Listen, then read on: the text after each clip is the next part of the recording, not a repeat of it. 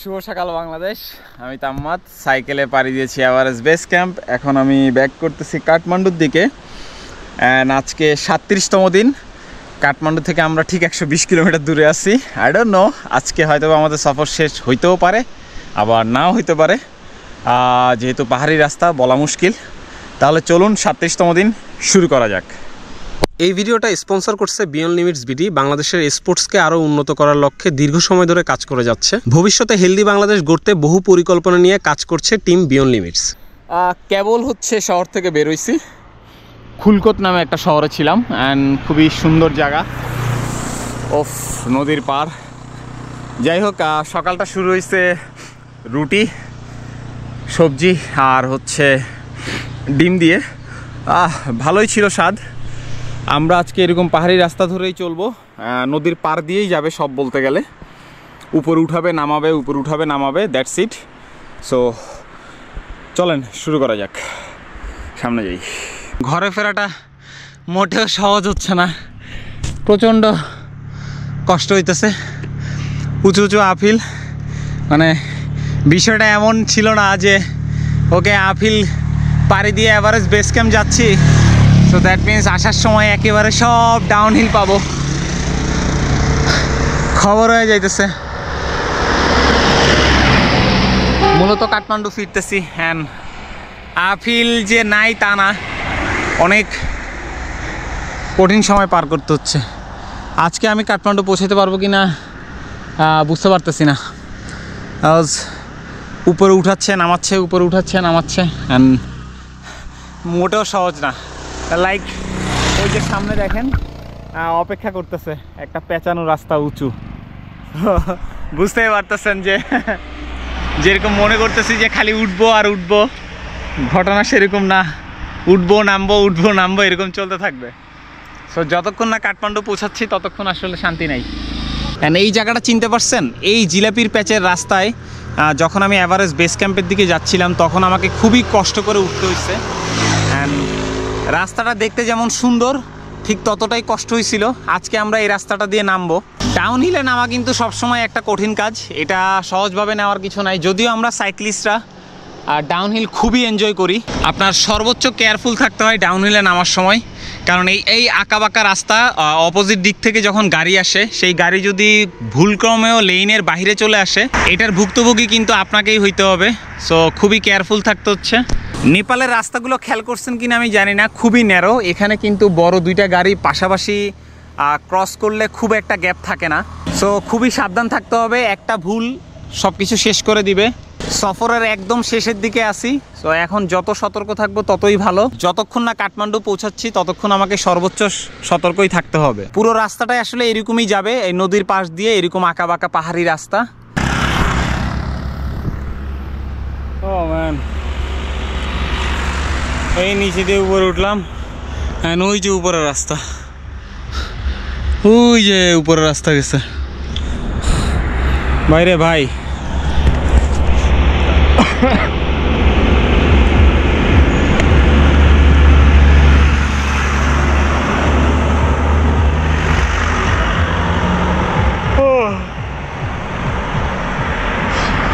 কিছু করার নাই, চলেন আস্তে আস্তে উঠি।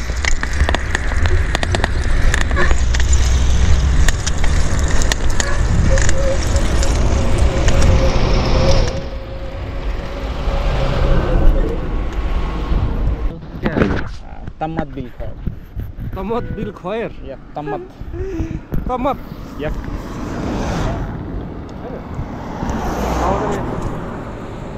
तू पण तो ब्लॉग बनाव खा ना. Tamat, tamat, tamat.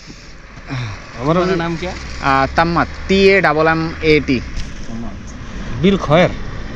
Bin, bin. Bil, BIL. इसके साथ ही गए आप वो एवरेस्ट तक? Yes, base camp. ये जाता है? नहीं जाता है लेकिन लेकर तो चला गया, खत्म हो गया। चेन है ना अब? यस, इतना सा छोटा चेन है। इधर में ऑयल लगाना पड़ता है ना? Yes yes, I have. तेल ऑयल सब है okay Thank you for. Nice to meet you. Thank you.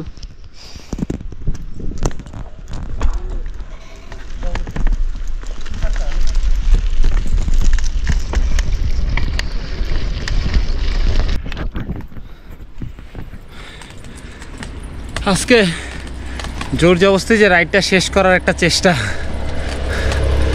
এটা খবর করে ফেলতেছে। অনেক কিলো বাকি, অনেক মানে অনেক। আই রিয়েলি ডোন্ট নো আজকে আদৌ কাঠমান্ডু পৌঁছাতে পারবো কিনা। বাট দ্য থিং ইজ, আমি অলরেডি মেন্টালি প্রিপারেশন নিয়ে ফেলছি যে আমি রাতে হইলে রাতে চালাবো, বাট আজকে কাঠমান্ডু ঢুকে যাব। এখন পাহাড়ি রাস্তা তো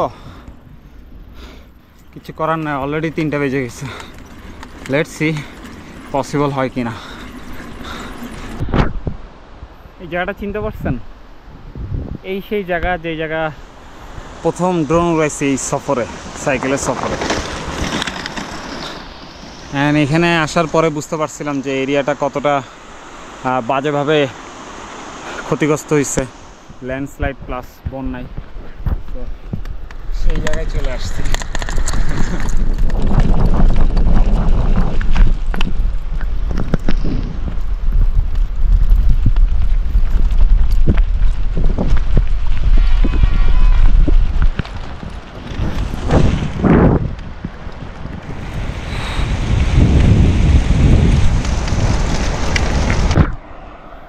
আচ্ছা, রাত হয়ে গেছে, বাট দ্য থিং ইজ আজকে আমি এনিহাও চাইতেছি কাঠমান্ডু ঢুকতে।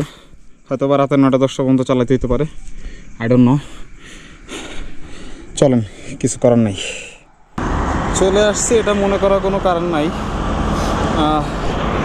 এখনও অনেক কিলো বাকি আমার জানা মতে। সো কত কিলো বাকি সেটাই আসলে দেখতে যাচ্ছি।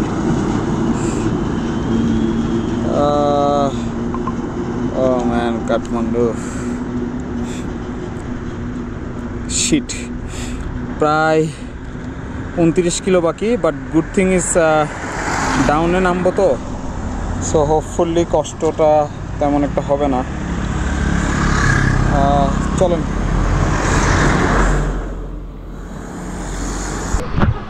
Welcome to Thamel Kathmandu. কটা বাজে? 8:45, and this is it, Cycle Everest Base Camp with 3 pass, 4 peak, all done. So দারুণ একটা এক্সপিরিয়েন্স, দারুণ একটা জার্নি। পরে কথা হবে। 37তম দিন Everest base camp cycling expedition সফর এখানেই শেষ। আল্লাহ হাফেজ।